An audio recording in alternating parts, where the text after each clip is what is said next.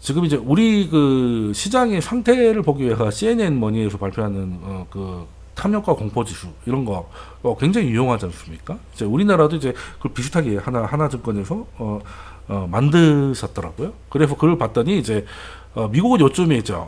한 75, 80 그 사이에 익스트림 그리드에 있는데 우리나라는 불행하게도 여기 네트럴에서 공포 국면으로 진입했습니다. 그래서 공포 국면으로 이제 빠르게 식어버렸죠. 이거 왜 그러냐 했더니 일단 외인들이 올해 들어서 계속 매수를 하다가 11주 연속 매수를 하다가 갑자기 11주 만에 순매도로 전환이 되면서 지금 이제 거래대금도 좀 줄고 있고 해서 지금 매수 주체가 실종이 되니까 갑자기 시장이 급랭을 합니다. 근데 일단은 그럴 만한 일이 있느냐? 그거는 아닌 것 같아요. 그러니까 외국인들이 파는 건 맞아. 그러니까 그 11주 만에 순매도 전환을 한 건 맞아요. 근데 문제는 이게 뭐 좀 팔 수도 있고 다시 살 수도 있는 건데, 이게 앞으로 이제 추세적으로 항공을 줄여나갈 것인가, 아니면 이제 뭐 이런저런 수급적 요인으로 이제 넣었다 뺐다 하는 상황인가를 봐야 되는데, 지금은 이제 추세적으로 이제 매도할 일은 별로 없다. 일단은 우리나라는 뭐 수출 중심이니까 수출이 늘어나면 수출이 앞으로 좋아질 것 같으면 이제 굳이 미리 팔 필요는 없거든요. 그래서 이제 그 12개월 선행 EPS 전망치가 이제 계속 올라가고 있는 상황이거든요. 한국 같은 경우는. 그리고 이제 뭐 미국도 올라가고 있는데 그 올라가는 게 절반은 다 반도체가 또 담당을 하고 있습니다.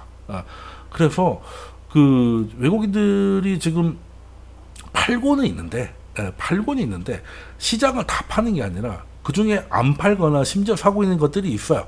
그게 이제 뭐냐, 기계, 뭐 조선, 그리고 이제 반도체, 자동차, 이런 것들은 이거 놔두면 오히려 사면서 대표적으로 3전. 그래서 사실은 외국인들이 팔아서 시장이 아주 안 좋아진 상황에도 불구하고 지수가 그래도 2,500 초반에서 그냥 버티고 있는 거는 요것들은 안 팔고 있기, 좀 큰 애들은 안 팔고 있기 때문에. 그래서 이제 코스닥이 좀 많이 팔리고 있죠. 그래야 작살나고 있는데. 그래서 이제 이게 이건 이제 올해부터 이제 코스닥인데, 이제 파란 거는 그냥 코스닥 그냥 지수입니다. 그냥 이제 그냥 종합지수가 아니라 코스닥 150이죠. 상위이고, 그리고 이거는 이제 같은 코스닥 150인데 그냥 코스닥 150이라고 하면 이제 에코프로나 에코프로비안 같이 이제 큰 애들이 많은 비중을 차지하니까 큰 애들이 올라가고 다른 건 다 빠지면 이제 오히려 올라가는 왜곡 현상이 생기잖아요. 그래서 이거는 이제 그 동일 가중이라고 해가지고 크든 작든 하나로 보는 거죠. 그래서 초반은 이제 거의 시장이 같이 올랐습니다. 요런 게 이제 강세장이지. 그리고 이제 그 작년 연말에 바닥을 찍고 올라왔잖아요. 그 바닥 찍고 올라올 때는 동일 가중이, 이게 주황색이 동일 가중이 일반 지수보다 더 강한 모습이 보여요. 왜냐면 시장의 바닥이 잡았다는 신호거든요, 거기. 왜냐면 저가 매수가 들어온 거지. 저가 매수가 들어온 거죠. 그러니까 싼 것들을 사니까 이제 싼 것들이 많이 빠져있기 때문에 지금 좀 산다고 해서 지수를 들어 올리지 못하지만 하나하나로 동일 가중을 보면 상승 전환하는 종목이 늘어나면서 이게 동일 가중이 초반에는 더 좋아요. S&P도 마찬가지고 나스닥도 마찬가지고 코스닥도 마찬가지입니다. 이거 모든 시장에서 공통되는 건데, 그러다가 한 2월 좀 넘어가니까 이제 에코프로 등 이렇게 주도주들이 뭐 말이 좋아 주도주지 이제 거의 뭐 쏠림이 나오면서 이 간격이 벌어져 있죠. 이 간격이. 그래서 이 같이 가는 게 진짜 이제 강세장인데, 요런 데는 그 쉽게 말해 약간 요것도 뭐 같이 올라가니까 뭐 괜찮은 건데, 문제는 이게 점점 벌어지면 이건 이제 가는 놈만 가는.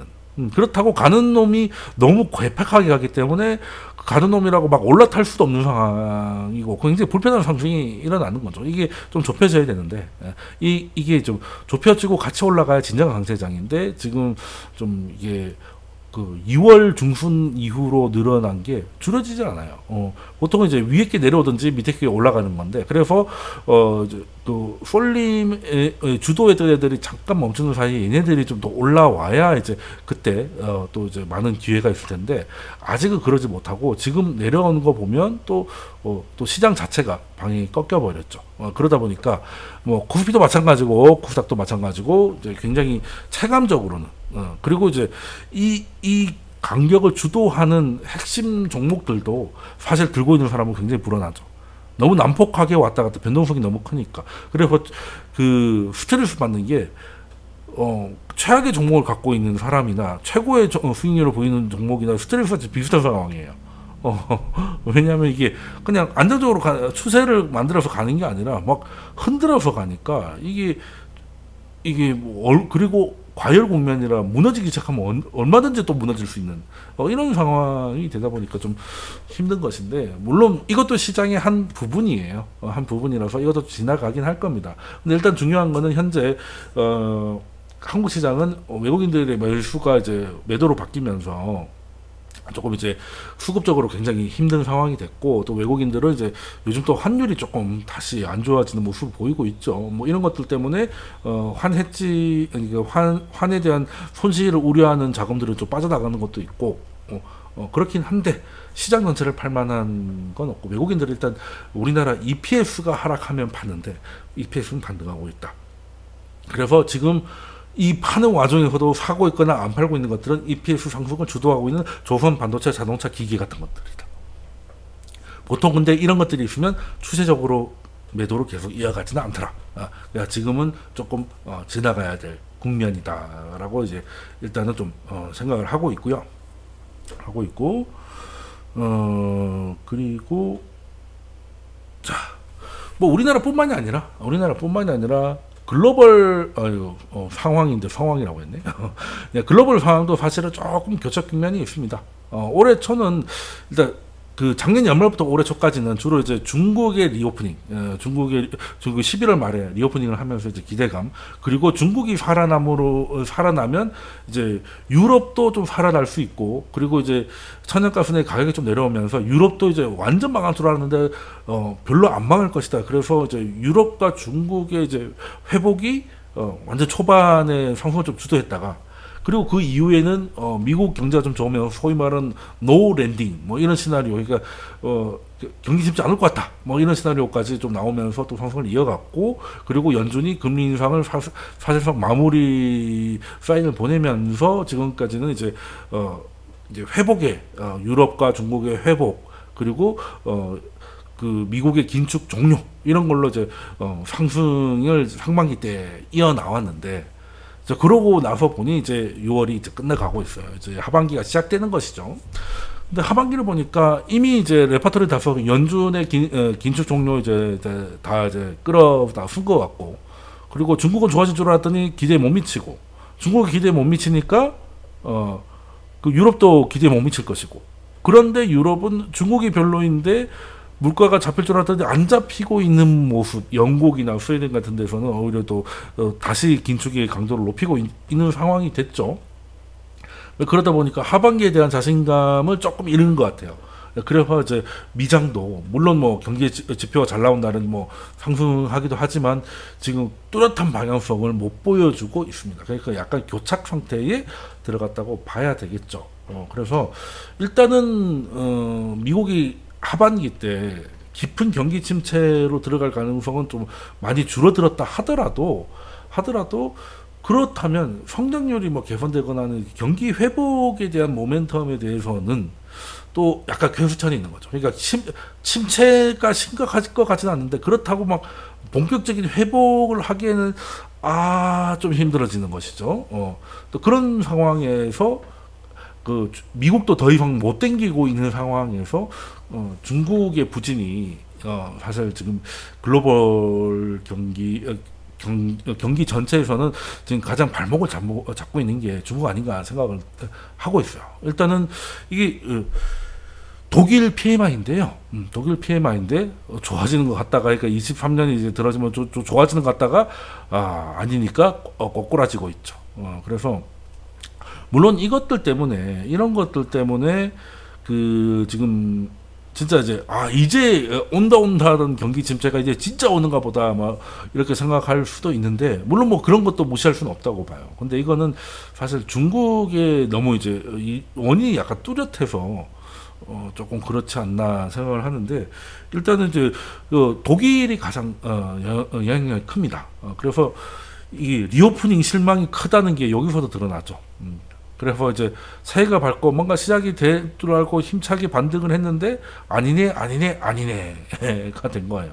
그래서 지금 보면은 일단은 뭐 독일 지금 보여드렸던 독일이나 독일을 포함하고 있는 유로존 제조업 지수가 지금 이제 쇼크를 내고 있는 거는 여기도 나와 있듯이 그 독일의 수출 증가율이 1월부터 4월까지는 뭐 한 전년 동기 대비 한 5.3% 정도 나는데 중국은 그러니까 전체는 5.3% 증가가 나는데 중국은 전년 대비 마이너스 그 안에서 중국만 딱 놓고 보면 그러니까 중국에 수출하는 것만 보면 이제 동기가 마이너스 10% 정도. 그러니까 중국이 생각보다 너무 그렇게 된 거예요. 그러니까 그게 점점 커지니까 결국에는 이제 전체 지수가 꺾이고 있고 그래서 지금 독일이 전체 수출의 한 9% 정도가 중국이었거든요. 근데 지금 이제 중국 경기가 굉장히 안 좋으면서 독일도 중국 수출 한 6% 정도가 줄어 있습니다. 이게 이제 거기서도 이제 표시가 나는 것이죠. 표시가 나는 것이고 또 이러다 보니까 이제 지금 그러니까 작년 연말하고 올 초에 가장 기대가 컸던 중국이 이렇게 되니까 물론 이제 그렇다고 이제 중국이 이대로 망하진 않을 겁니다. 일단은 연준이 속도 조절을 어느 정도 한다면 그러니까 지금 뭐 말은 뭐 이게 더 세게 할 거라고 얘기를 하지만 그게 그냥 소위 말하는 약간 뻥카나 아니면 뭐 그냥 뭐 알바노 정도의 수준이라고 하면 중국도 이제 뭐 부양을 조금 더 해야 될 것이고 할 수 있을 것이고 그러면 이제 그래도 조금은 좀 돌아오지 않겠나라는 생각을 좀 해볼 수가 있는데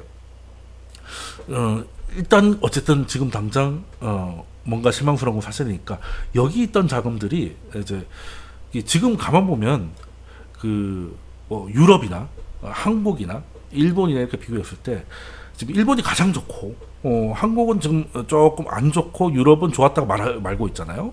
근데 이 순서가 중국의 의존도가 높을수록 안 좋아요. 그러니까 지금 우리도 위안화가 지금 저렇게 계속 약세가 되고 막 하니까 아무리 한국이 예전보다 중국에 대한 노출도가 줄었다 하더라도 여전히 높잖아요. 그러니까 중국이 조금 내려오고 미국이 올라오면서 이제 약간 뭐 거의 겹쳐가는 것 같지만 그래도 중국이 아직 많기 때문에 지금 중국 경기가 부진한 거에 대해서는 당연히 중국의 의존도가 낮은 국가들이 가장 덜 피해를 보겠죠. 대표적으로 일본입니다. 그러니까 미국이 생각보다 경기가 좋고 중국이 생각보다 안 좋으니까 미국의 노출도가 높은 일본이 중국의 노출도가 높은 한국보다 더 유리한 상황이 되는 건 뭐 당연한 것이죠. 그리고 또 일본이 더 좋았던 것은 뭐 일단은 뭐 어찌됐든 돈을 뿌리고 있다고 보니까 뭐 자기가 안 뿌려도 다른 데는 긴축하는데 자기는 가만히 있으면 그것도 뭐 완화적인 거지 상대적으로. 그런 상황에다가 그리고 펀더멘털 자체도 일본이 좋잖아요. 일단은 우리도 이제 코로나 이후로 다 이제 하늘길을 열고 일본 우리보다 조금 더 늦었지만 열었는데 지금 한국으로 오는 관광객보다는 이제 일본으로 오는 관광객이 더 많아요. 우리도 이제 최근에 어디 나간다 그러면 이제 대부분 이제 일본이나 이런 생각 예전에 나간다 하면 이제 다 동남아 생각했는데 요즘 사실 일본 좀 많이 가고 있잖아요. 근데 한국 사람만 많이 가는 건 아닙니다. 그래서 이제 많이 오다 보니까 일본은 내수가 큰데 관광객이 늘어나면 내수가 좋은 나라들한테는 굉장히 좋죠. 왜 자국인이 아닌 사람들이 와서 돈을 써주고 가니 당연히 내수가 좋아질 거잖아요. 그런 상황에다가 또 엔화가 뭐 극단적인 약세를 가니까 수출 기업도 나쁠 거 없고 내수 기업들은 또 관광이 많아져서 좋고 그리고 금융시장 전반은 굉장히 완화적인 통화 정책 때문에 또 좋고 그래서 사실 일본이 안 좋기가 힘든 상황이 됐는데 그리고 중국이 안 좋다더라도 일본은 중국보다 미국에 노출이 많이 돼 있기 때문에 미국 경기가 좋은 거에 대해서는 영향을 많이 받고 중국이 실망스러운 건 영향을 덜 받는 거죠. 그래서 지금 일본이 지금 맹렬하게 상승한 데는 이유가 있다. 그리고 한국도 그나마 중국을 굉장히 줄이고 미국한테 지금 급격하게 빨리 미국의 손을 잡아서 이 정도지 아니었으면 굉장히 힘들지 않았을까 라는 생각을 해요. 지금 한국만 보더라도 지금 중국이 반도체 수입을 별로 안 하니까 이제 당장 좀 힘들어지는 상황인 거잖아요. 그게 마이크론도 이제 컨퍼런스 콜에서 그 얘기를 했죠. 이제 지정학적인 건 이제 위험이 있다. 예, 뭐 그건 이제 중국이 자신들을 이제 견제를 하고 있으니까. 근데 이제 일본 같은 경우는 뭐 중국한테 반도체 뭐 수출 뭐 이런 게 별로 없다 보니까 이제 훨씬 유리하고, 물론 또 그런 얘기를 하더라고요. 이제 한중 관계가 나빠져가지고 이제 우리가 무역 격차를 났다. 이게 물론 그거는 약간 그 경제보다는 정치적인 마인드로 생각을 하시는 것 같고, 일단은 중국이 한국 거를 수입하는 것 중에서는 한국이 미어도 살 수 있는 것밖에 없습니다. 그러니까 지금 뭐 다른 나라에서도 얼마든지 디램이 넘쳐나는데, 넘쳐나는데 지금까지는 한국이 이뻐서 사주다가 실망해서 한국을 안 사줘서 지금 무역 격차가 나고 있다면 그 말이 맞겠지만, 지금 한국 기업을 빼고 디램을 살 수 있는 데가 마이크론밖에 없잖아요. 근데 마이크론 더 싫잖아. 뭐 자기를 직접 때리는 미국인데. 그러면 뭐 어떻게 중국 입장에서는 그냥 중국 경기가 안 좋으니까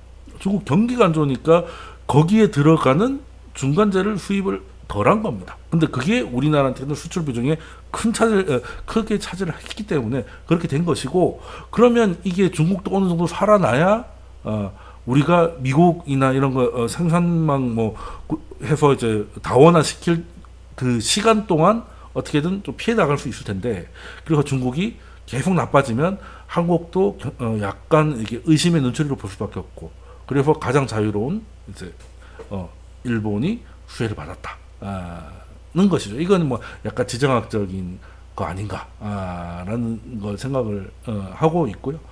그래서 뭐 우리도 이제 그 좀 더 다원화, 그러니까 미국이 올라오고 아세안이 올라오면서 중국에 대한 줄임 비중을 다 채워주고는 있는데 약간의 시간이 좀 더 필요한 것 같다는 것이고, 중국도 지금은 연준이 그 뭐 이제 긴축의 마무리를 어떻게 스케줄을 어느 정도 깔아주면 중국도 그에 맞춰서, 그러니까 중국도 아무리 잘나봐야 신흥국입니다.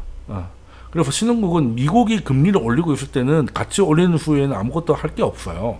그나마 일본이라도 되니까 저렇게 버티는 것이지, 신흥국은 미국하고 반대 방향으로 가면 뒤지는 수가 있거든요. 근데 미국이 긴축을 할 때는 무조건 따라가야 돼요. 근데 내려갈 때는 상황이 좀 다를 수 있어요.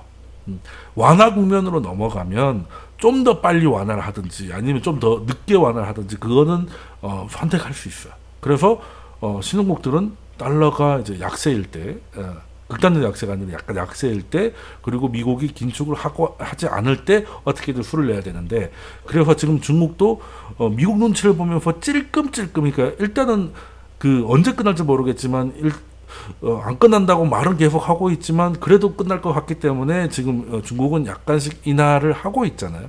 그러면서 좀 더 부양을 하고 있습니다. 부양을 하고 있는데, 그 연준의 스케줄이 조금 더 명확해지면 중국의 부양 스케줄도 조금 더 명확해질 것이고, 그러면 가장 우리를 지금 괴롭혔던 그 반도체, 대표적인 반도체가 지금 마이크론이 한 5% 감산 정도 할 것 같고, 그리고 이제 뭐 삼성이나 하이닉스 한 15% 정도에서 뭐 합치면 한 10% 정도, 뭐 못해도 한 10% 정도는 감산이 나올 것 같은데, 이렇게 되면 이제 그 이제 소비가 지금까지 쌓이는 재고는 이제 빨리 좀 사라질 수 있고 그렇게 되면 이제 어느 정도 올라가지 않을까 생각하는데, 지금 그 초반에 강세였다가 뭔가 지금 잘 안 되고 있는 건 중국이 잘 안 되고 있어서일 가능성도 굉장히 높다라는 생각을 하고 있습니다. 그래서 중국이 믿더라도 망하면 안 됩니다. 망하진 않겠지만 망하면 안 돼요. 그래서 어느 정도 가장 중요한 건 이제 연준이 숨통을 틔워줘야 된다는 것이고,